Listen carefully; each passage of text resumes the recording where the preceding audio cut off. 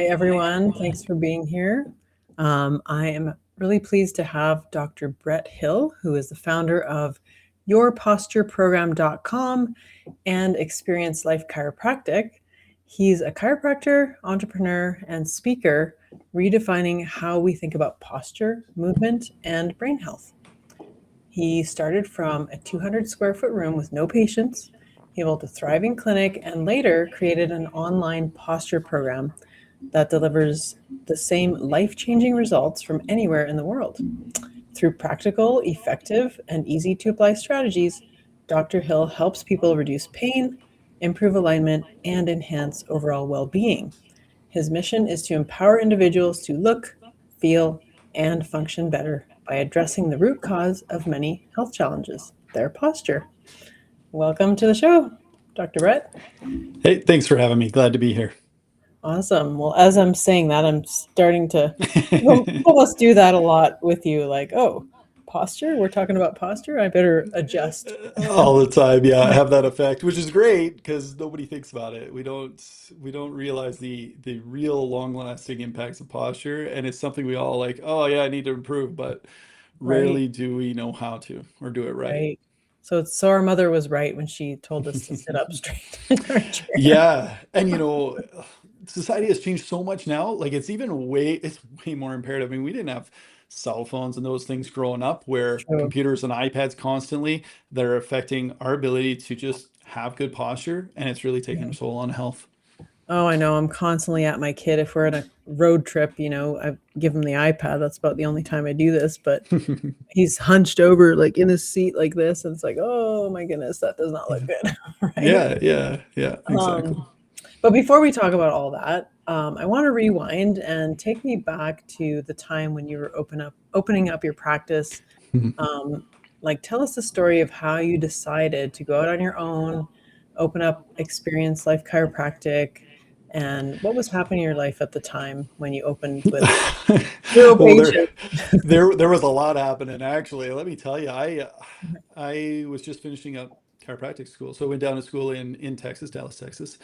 Did as much learning, not just in school but outside of school. Did some extra training things and certifications and stuff, and went more into the neurology about chiropractic and what's happening. And it really drew me to have this sense of I mean, I went there to help people, to help get a better result in rather than just this mindset of come in, get cracked, get out, keep coming back forever. I had this mindset. I didn't want people reliant on a medication or a drug for the rest of their life. I didn't want them reliant either on the adjustment for the rest of their life. We wanted to empower people. And so I I was just finishing up my clinical work and had was going to every seminar I could during a lunch and learn things at school, and I had an opportunity to take over practice here in Calgary. And great mentor of mine, a great chiropractor, but I just didn't want to do that system, and I want to do things differently. And so I was looking at setting up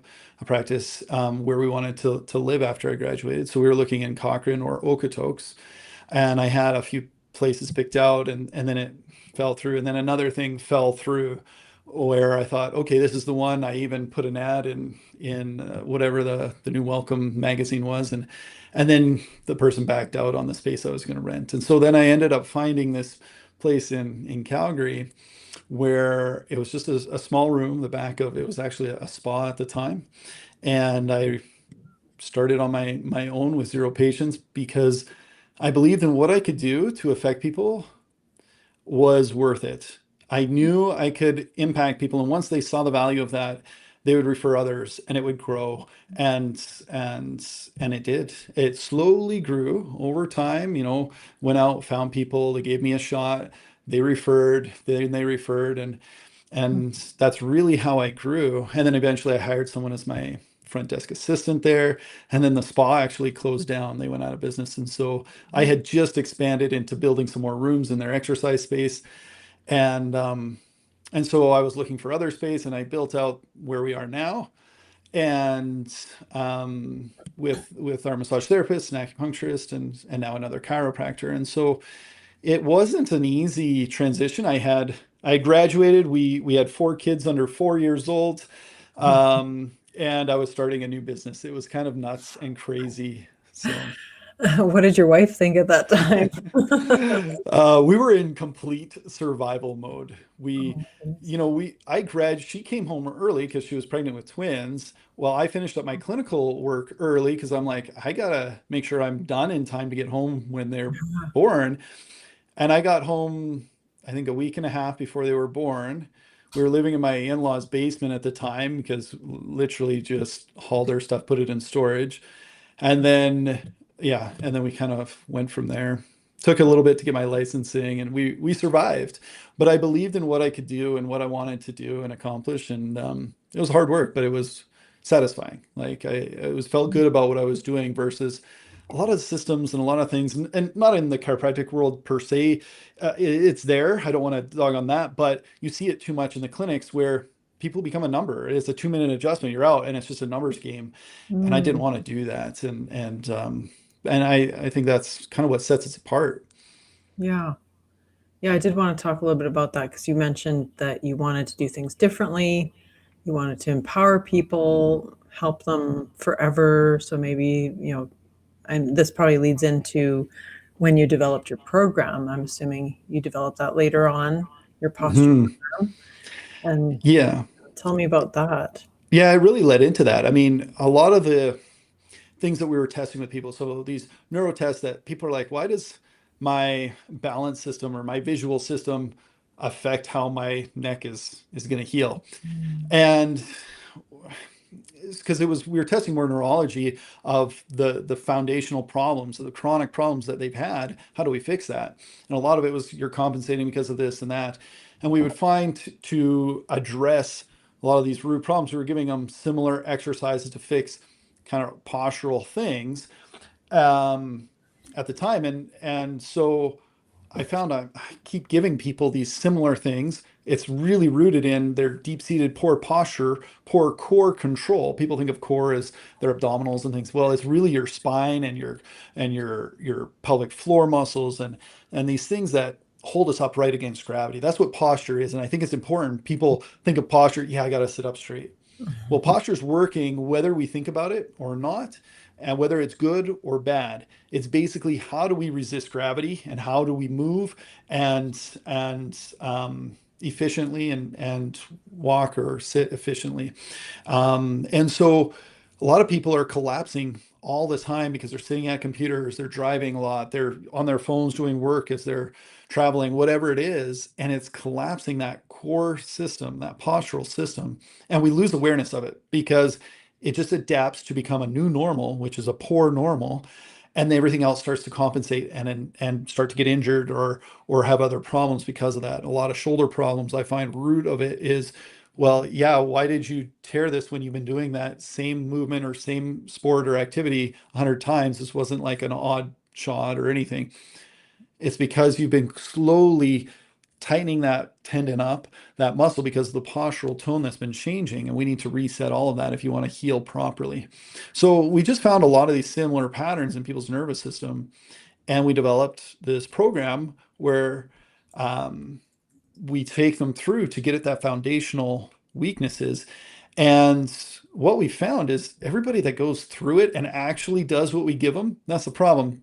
We're kind of lazy people. I am too in certain things. And it's like, it almost seems too easy doing these exercises, correcting our posture because it's just a little bit here and there.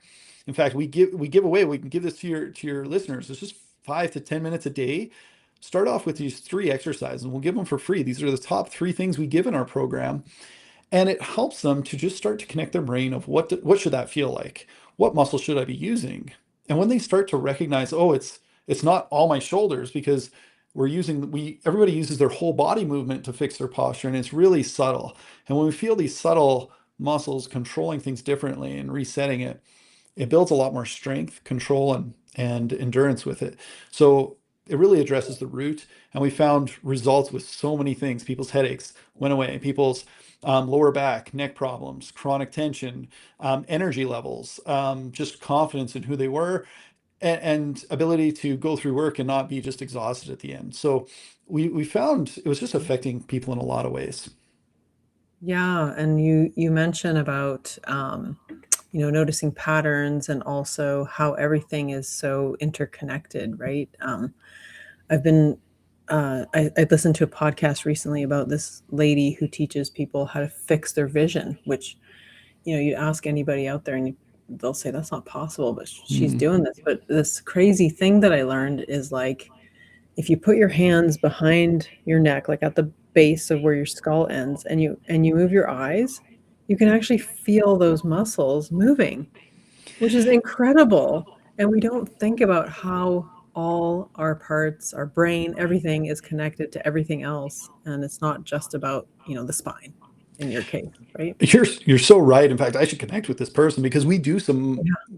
testing of people's eye muscles because what happens when we come forward to look at that screen, we then change the ear canals, we change these muscles at the back of our neck, Yeah. and then our visual muscles are firing differently. So to reset that, then we change the way the eye muscles are using, and the weakness there relates to vertigo problems that we see a lot is really rooted in their poor posture because these tight muscles here, because their vestibular system's thrown off and Yeah. chronically just is activating that. And so, yeah, those things, it's so tied in. It's all tied in Yeah, and it's wild. connected. It's wild, really. I couldn't believe that. I thought, no way. And I did it. And I was like, wow, it's actually true. This is so weird. Mhm. Mhm. But it makes sense. So I mean, as entrepreneurs, we're working long hours, we're in front of the screen, which is already probably not great for our vision, but we've got that head tilt going on. This is just the world we live in. Give us some hope. How can we, how can we survive in this modern era and still do all the things we want to do? It's such a good point. And what we find, and even for myself, I find it's hard to schedule out that hour in the day to go get that good workout in. And studies have even found, even those that do that, but they still are sitting for 8 to 9 hours in a day, that workout didn't offset their posture or their health in the negative effects of sitting. So it's the little tiny things that we do daily. Like right now, I'm standing. I always stand at my desk for the most part. There are times when I sit because I'm fatigued and I don't want to be slouching at my desk. But a lot of times when I feel that, then I'll just balance on one leg for a bit, and it kind of resets my nervous system, my postural system. And so, um, someone that's been sitting all day to say, okay, just go and stand at your desk, you're not going to be able to do that. So you need to build that endurance up. So I'd say stand for 15 minutes and then sit for 45 to an hour, and then build that up to switch where you're standing for 45 minutes to an hour, sitting for 15, 20 minutes. But it's the little things that we can do. And this is how we designed our program. We start by just connecting people's brain to the head. So the first thing we give them is an exercise where it focuses on head control. A lot of people that go on YouTube and they think, oh yeah, I'll just do these posture exercises here all the time. Yeah, I saw this on YouTube to fix my posture, and they say to just shrug the shoulders up and pull them back, and I'm like, okay, they don't know those are not postural muscles. Those are your shoulder muscles, the big Mm, mover muscles. Or they say, physios all the time will say, just tuck this to the back, and I'm like, that's super uncomfortable. not I natural. Yeah. Yeah, like our posture doesn't just go straight forward and straight back. So we do an exercise similar, but you have to lengthen, because what happens as we go forward, we collapse and these drop this way. So we need to lengthen the Yeah. back of our head, tuck this back. And it's very subtle changes or subtle differences, but it really makes a big difference. When we use this muscle correctly, and in the exercise we give people where they're laying down and lifting the head up, you'll actually feel it in the lower back. Um, Engage those muscles a lot.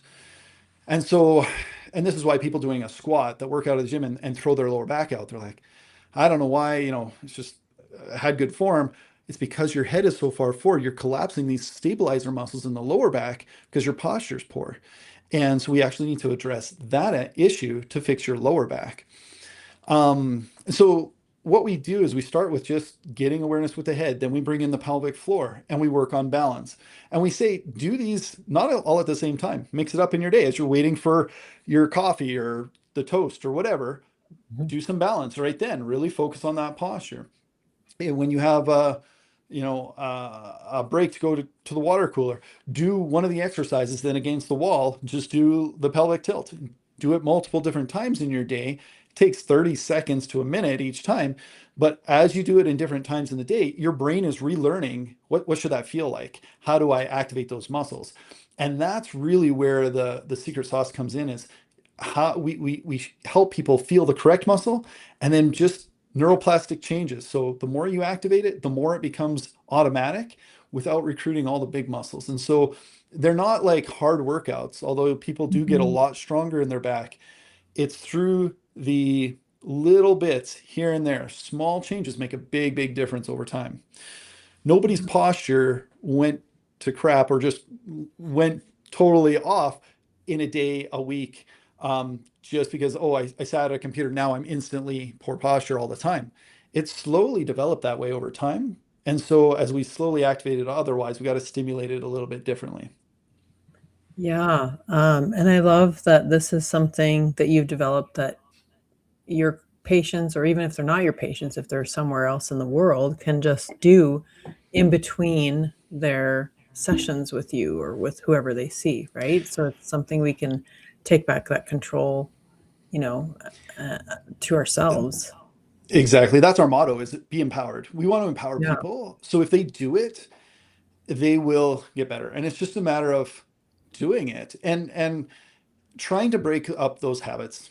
It's if anyone's like me, especially entrepreneurs, you come in and you see your inbox and you're like, oh, how many unread emails? I can't go through these all. And so it's just finding systems where we can be efficient in little bits here and there, to keep on top of things. And so incorporating these exercises shouldn't be daunting or too taxing. Incorporating them into your daily life, into your sitting, work day, just doing a 30-second squat that we do, different things with the right form will help make big changes. And so we give people access when they sign up for our program. We actually do an analysis first. And that's really important because people need to know where they're at. If they don't know where they're at, they'll never think they need to change it, or they'll Yeah, start to pay a lot more attention when they think about that. Whoops, my apologies there. that's okay. Um, and so what happens is when we do that assessment, they're always like, wow, I knew I needed to fix it. I didn't realize I was that bad. Or um, they'll start to notice on everybody else, man, I'm noticing it all the time. People have poor posture. And so having that awareness is the first thing. And then we take them through a 10-week program where we meet with them once a week on a video call or in person in our office. And that's where the real benefit comes in, because every single time, I haven't had someone do it Mm, perfectly yet, and nobody will, because they've compensated. So they go and they do this exercise we give them. When they come back and we check it, we always have to correct things because their body wants to go back to what they know, the way they've been. And this is why just following a video online can be helpful. Movement in general is helpful. If people are feeling crappy, just go and move, do a workout, do those things. It's going to help. But what we do is really target in to feel what are those muscles you should be using that you have no idea aren't firing. And once you feel that, and then we give you another exercise and we start to dial it in, then we start to build the coordination of it all and the strength of it all. And we reassess that posture midway and at the end. And it's amazing the changes that people see and that they get. And then if they just maintain these habits, they're going to maintain that strength in their core system. They're going to maintain health in a lot of different areas, um, on their own, without needing help from anything else. yeah, it'll become a habit, that Mhm. you just do, and you've had that personalized correction and feedback, that you've given them. So that's helpful too. And the other thing I love about what you've done here with this program is that you've been able to scale your business. So you've taken a business that's very hands-on, very like local based, and you've spread that out, worldwide, so you can help more people.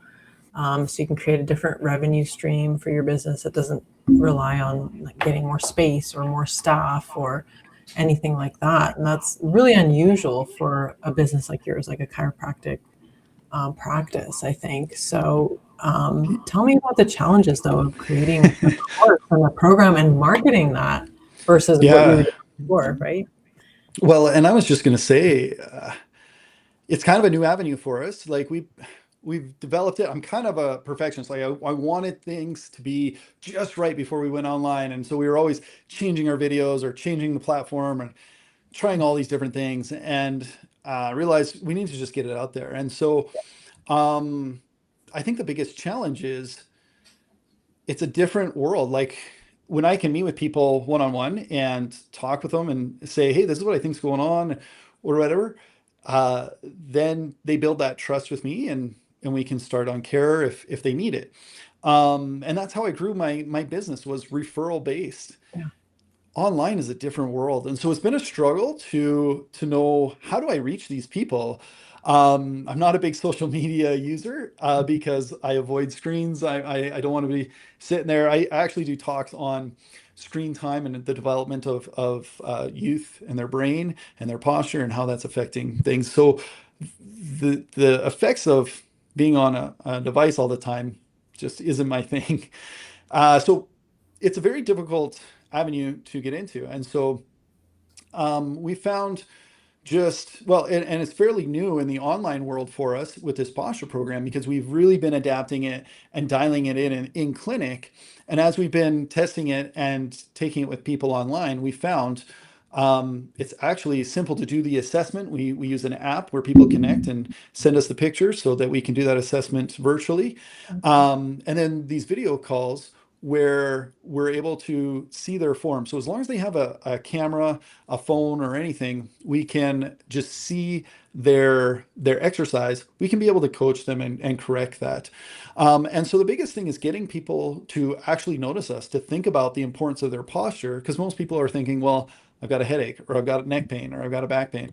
And being able to connect the two and recognize how they're tied in to say, oh, I need to fix my posture, and then to find us online. And so it's just a different world of marketing and to figure out, okay, how do I set this all up? It's like it was a whole new learning curve for me to say it was like a whole new business I had to set up. Yeah. And that was fun, but also a challenge as well.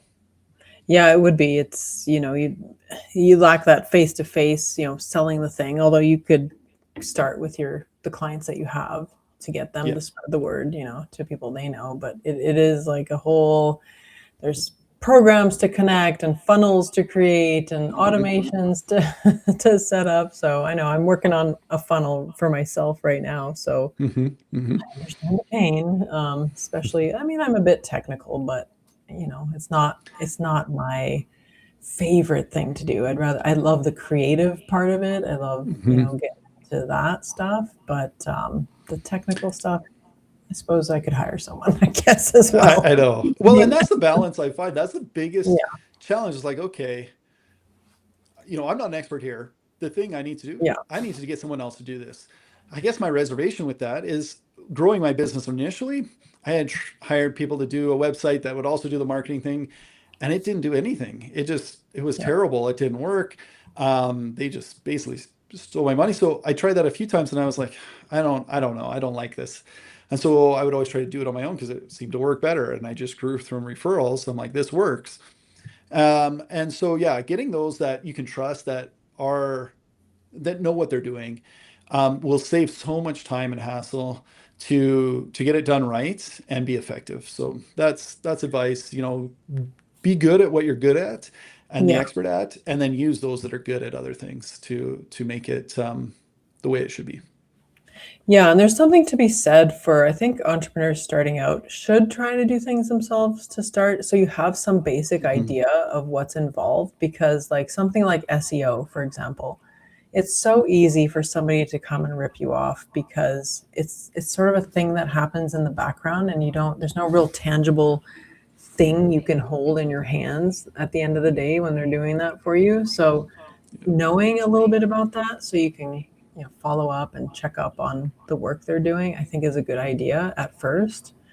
Even ads, try running some yourself, just so you know like what's supposed to happen and a little bit about it, because I Yeah. hear this a lot. Like, this is my industry, right? The marketing and branding. And I get people coming to me and they're like, yeah, we built a website. We had to pull the plug with this company because they weren't, getting it right or doing what we wanted, or they half finished it and then took off. And it's like, it's so sad. Like, it just makes all of us look bad. Hmm. But I would say starting out, you should try to do some stuff yourself so you have just that basic knowledge so you're not getting taken advantage of when you do hire the expert or someone who's supposed to be the expert, right? Would you Yeah. agree? That's Maybe. a good point. That's a good point. I mean, you have more time and money, and I think there's a balance of finding you know, efficiency of I should be spending my time here because I'm I'm the best at it, or I have time, so I should figure this out. I think it's important, like for me, setting it all up. I know how everything runs in our business, and I created my own website when I started initially, and part of me I enjoyed that. I liked kind of the uniqueness of I wasn't going to use a cookie cutter chiropractic website maker. I wanted to be unique because we were doing things differently. And I Yeah. enjoyed being ownership of that. But then it got to the point, this is too much time. I can't keep up. This isn't what I should be spending my time doing. And hired someone out to make it much better than what I could. But I did feel that sense of accomplishment, a knowledge of what this entails, how much work. So I don't know why this my phone is my camera, so I'm surprised it even allows it Oh, to go. It's wow. That is interesting. continuity camera, so I didn't know it Yeah. could still ring. But anyways, my apologies. No worries. Um, but yeah, so I like that perspective. I like that perspective because it does add value to know what's going on. Yeah, I think it's definitely something I would suggest. But anyway, I do want to talk about how this applies to entrepreneurs. Like you said that posture affects our confidence. So can you give Mhm. us maybe an example of something you saw in a past client, or some kind of testimonial you have about how someone improved their confidence by just doing your posture work? Well, yeah, I would definitely say, well, a cool example.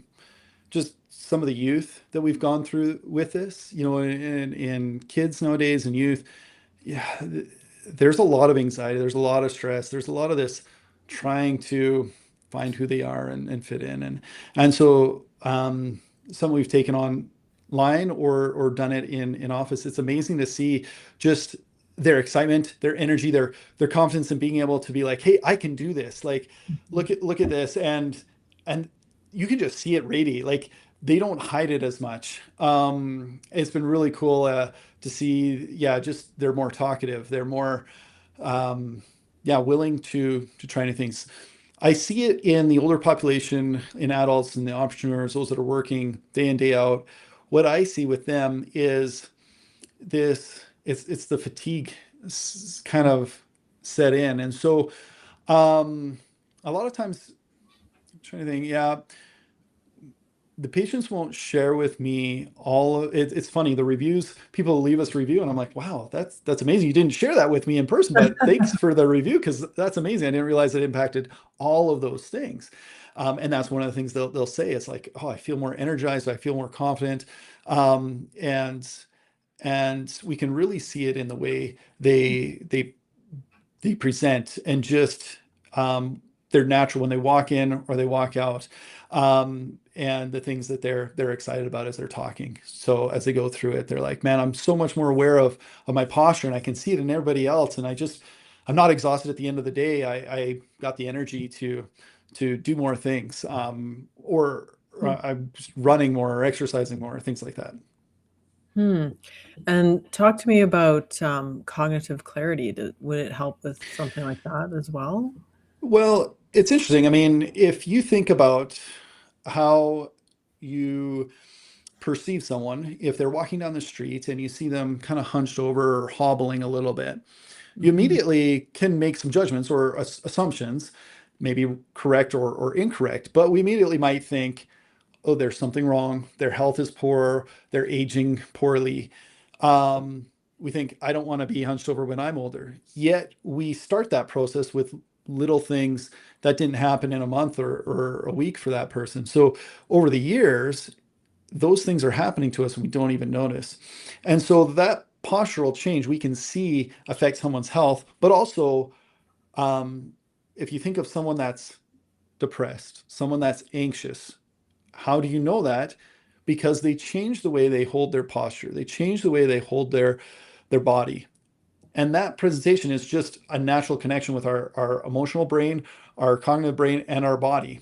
Um, Mhm. and so when we think of presenting, we want to think, okay, let's get into our superhero pose. So we look confident and we um, feel confident. We come across that way. But that should be our all the time. We should be holding our posture that way. How would we see ourselves and perceive ourselves or feel about ourselves if that was how we looked or held our body all the time versus just when we wanted that appearance. So posture has a big connection. When someone is tired, when someone's depressed, it changes certain areas of the brain, which change also the way our body holds that or feels that.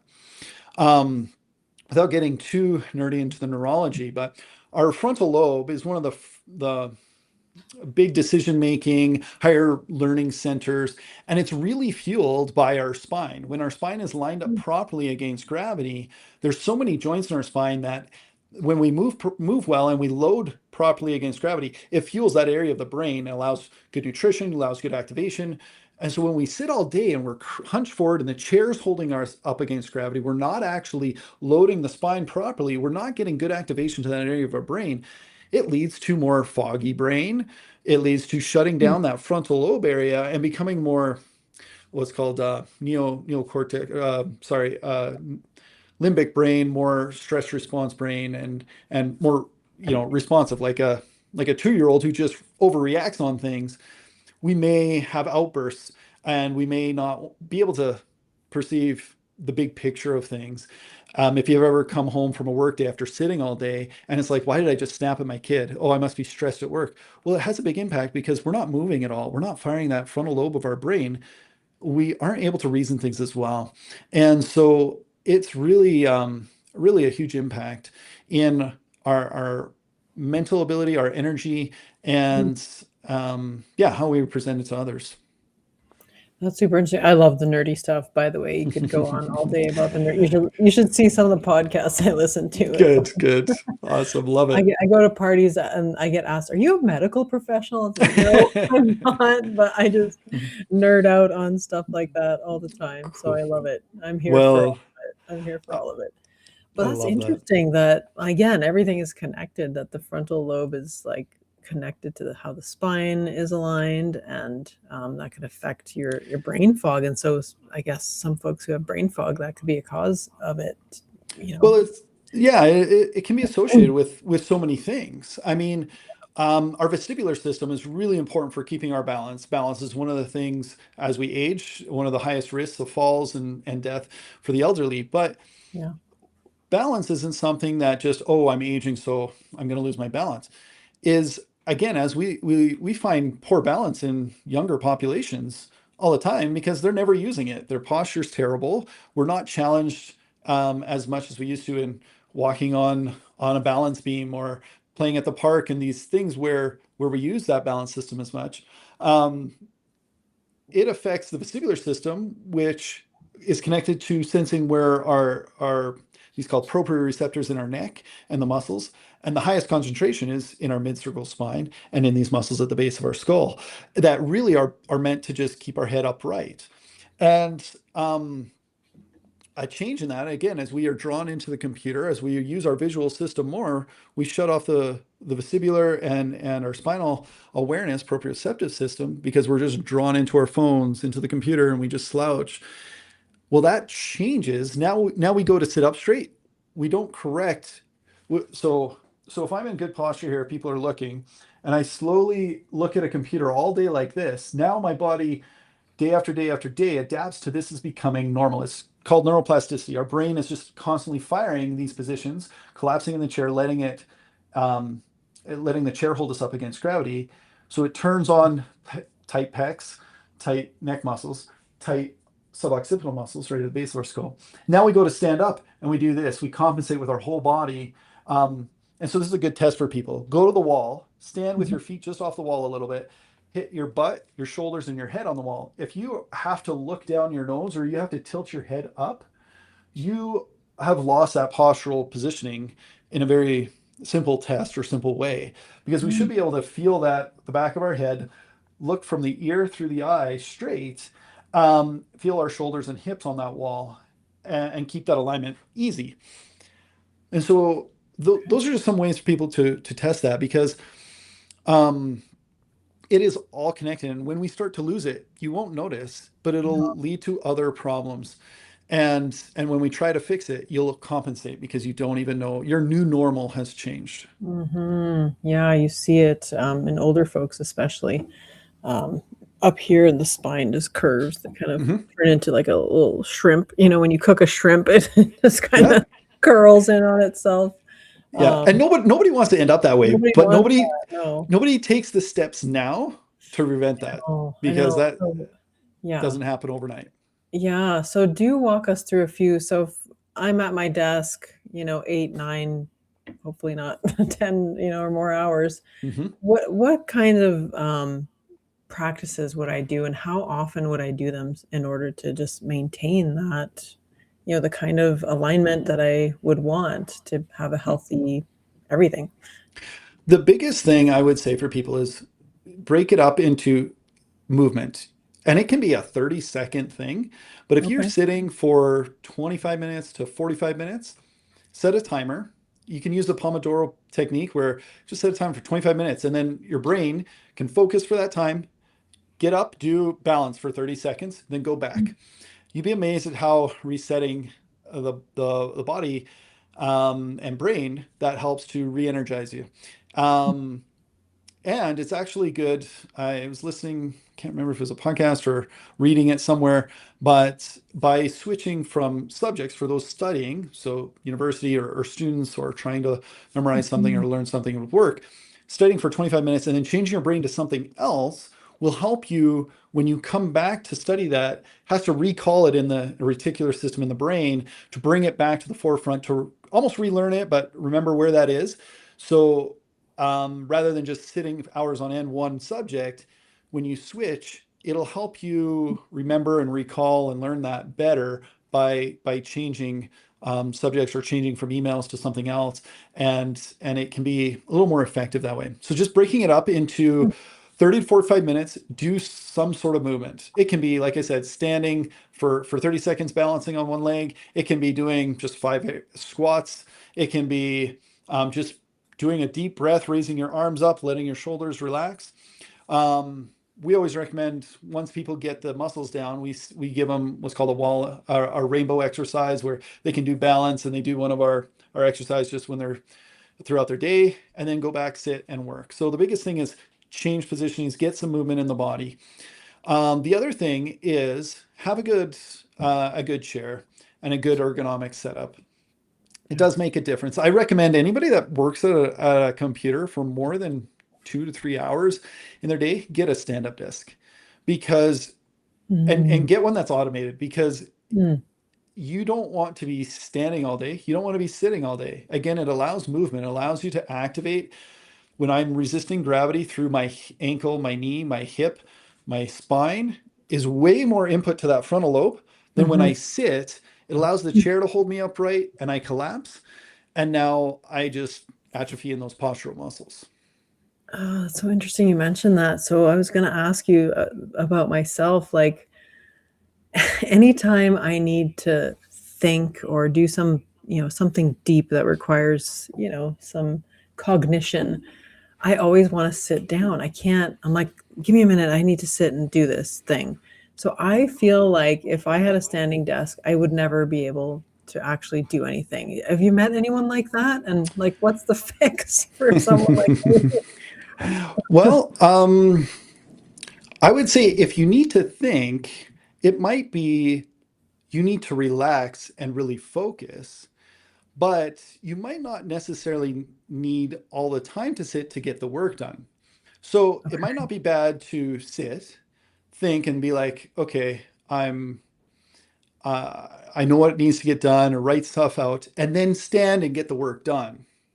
Okay. Because, yeah, I Does that make can't sense? imagine myself like if I'm scribbling notes and putting stuff down, outlines or whatever I'm doing, I can't imagine myself doing that standing. Like I'm always, I Yeah, and don't that's know. perfectly okay. Do I you have times when you're doing that and then you're executing, or you're going in guess so. and doing Yeah. the emails or the other stuff? Yeah, that's I true. would say when you are doing that, stand or move. Try it. I mean, have you ever had a stand-up desk? No, I haven't. I haven't. No. Okay.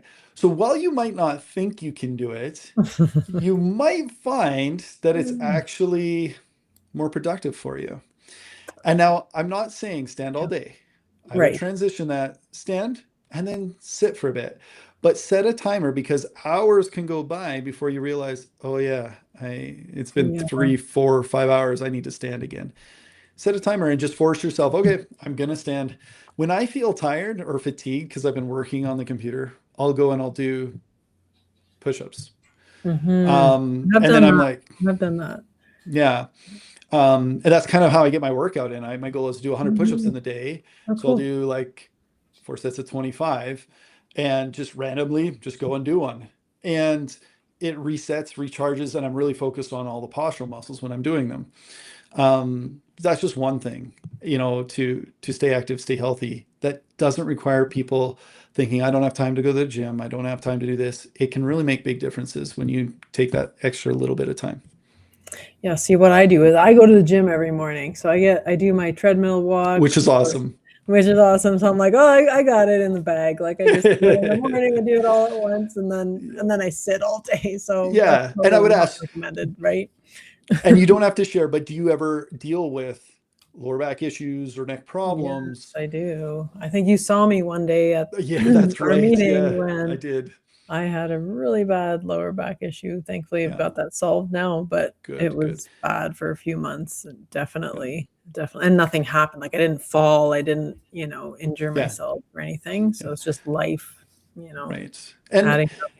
and that can happen, but if you're activating those postural muscles all the time versus just, working out's great. I would encourage everybody to go work out in the morning, but that won't It, offset your sitting hours a day at the yeah, computer. it's not a total and complete substitute. So gotta set those timers, guys, and do that. And I was talking about eye exercises before. You got to do your eye exercises at the same Yeah. time too. You can't lose your vision either. So Yeah, all and these it seems things. like a lot, but it's an investment in your health. And like I said, just pick one thing. Just pick one thing and start it. It could be like, okay, I'm going to balance every hour, or I'm going to just start with that and then add in another thing. Don't overwhelm yourself. Just do little bits, but you'd be amazed if you're consistent with it Yeah. over 4 weeks. Man, it'll make a big difference. Then you can add something else or something else if you need. But Right. start with little bits.